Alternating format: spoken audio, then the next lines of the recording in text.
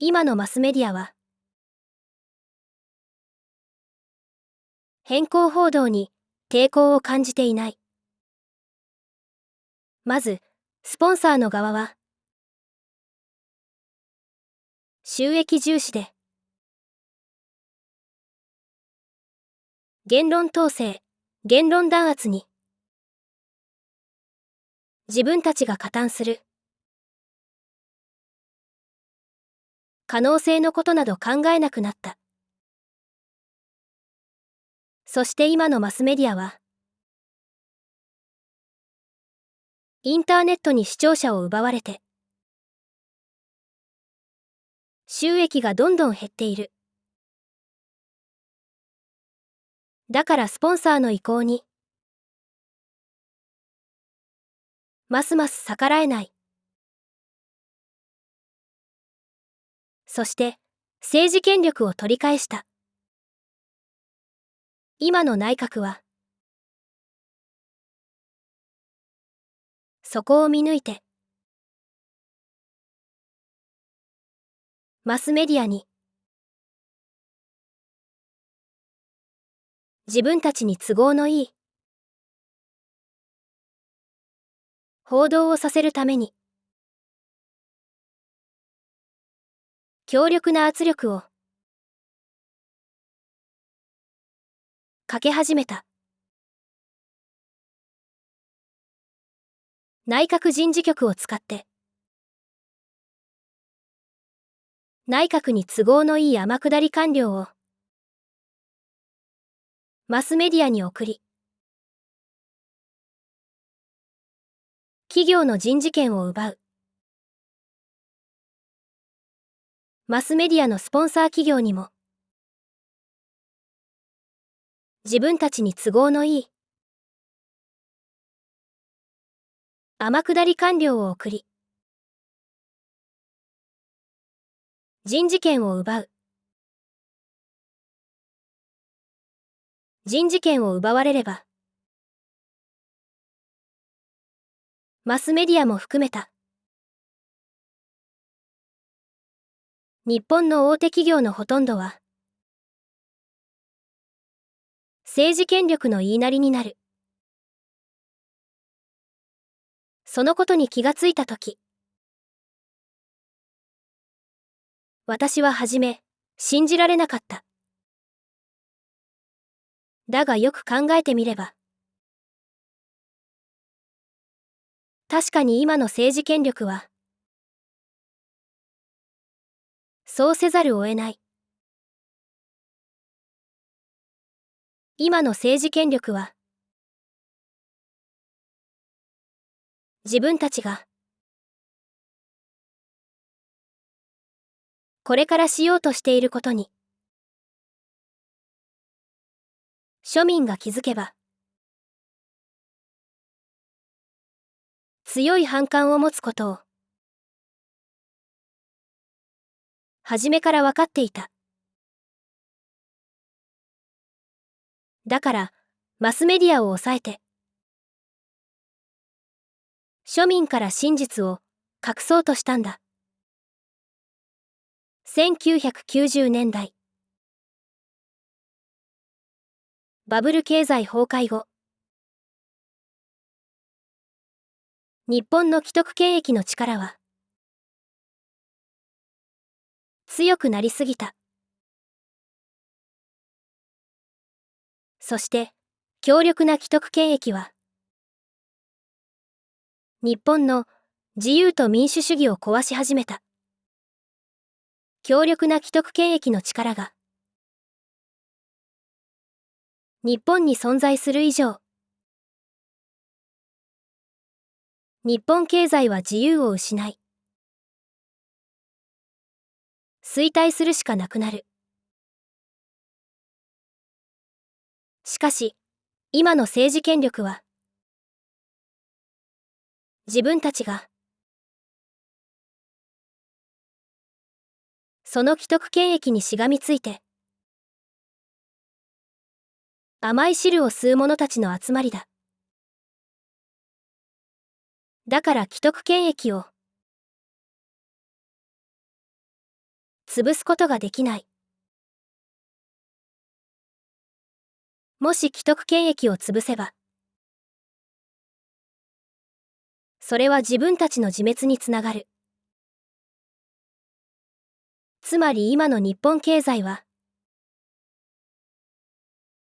衰退を続けているが、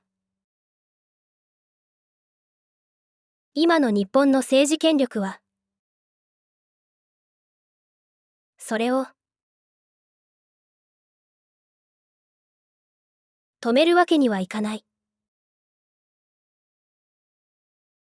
ということだ。だが上辺は、取り繕わなければならない。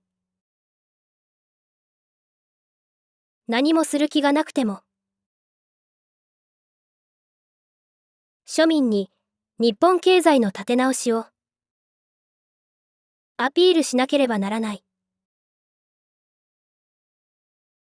そして今の総理大臣は、デフレが問題だ。デフレ対策をしなければならないと言い出した。デフレとは、物に対して貨幣の価値が上がっていくことだ。つまり物の値段をいくら安くしても、それを買いたい人間がいない。そうなると、そういうことが起こる。例えば、1万円札の価値が上がる。それは、それを使う庶民にとっては、いいことだ。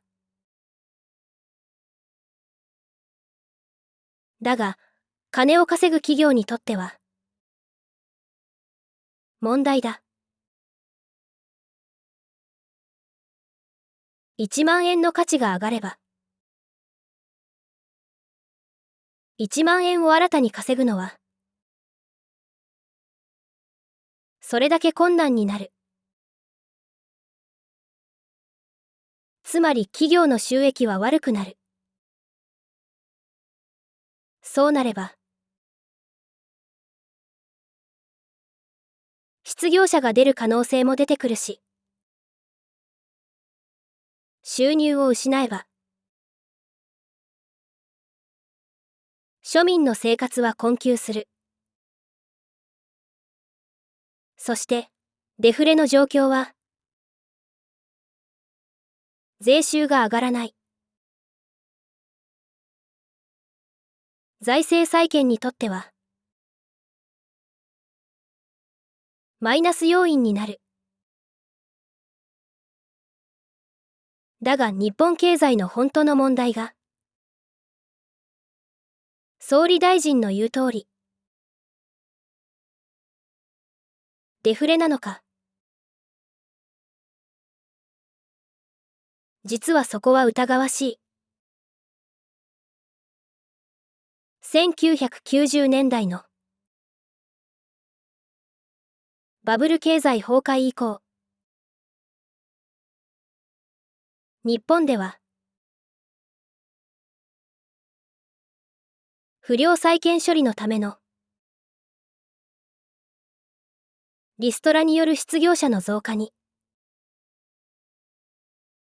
歯止めがかからなかった。そしてそれは2000年になっても止まらなかった。そして2000年から2020年にかけて、日本の貧困層は急激に増加した。しかし本当にそれは、デフレが30年も続いたということなのか。物の値段はどんどん下がり、それでも売れない。確かに見ようによっては、デフレと言えないこともない。でも何も、デフレじゃなくても、日本の大手企業の競争力が衰退すれば、同じことが起こる。そして、衰退した大手企業を、既得権益温存のために、潰さずに存続させれば、日本経済は衰退し続けて、20年でも30年でも、デフレのような状況が続いてしまう。本当なら、競争力を失った大手企業は、潰れるしかない。そして、中小企業の中の競争力のある企業が成長し、それまでの大手企業にとって変われば、日本経済が衰退することはない。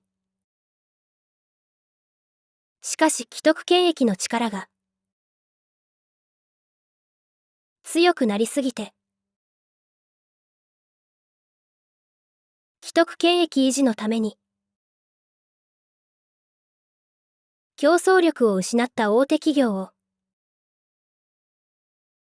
無理に存続させて、中小企業の成長を阻めば、日本経済は衰退するしかなくなる。そうなれば、20年経とうが30年経とうが、日本経済は衰退し続ける。再生リスト27に続きます。